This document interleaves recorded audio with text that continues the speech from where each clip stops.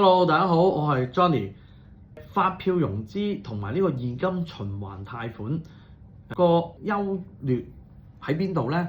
嗱，其實現金循環貸款咧嗰個嘅彈性咧就大咗好多啦，因為有陣時可能你國內嗰個供應商佢係要對銷戶口找數俾佢嘅，點樣透過銀行打數翻入去大陸咧？因為打數翻入大陸嘅時候就牽涉咗其他嘅問題啦。咁但係打俾你，你可能喺國內自己有錢嘅，咁你自己找咗啦嘛，你咪攞翻筆錢就算咯。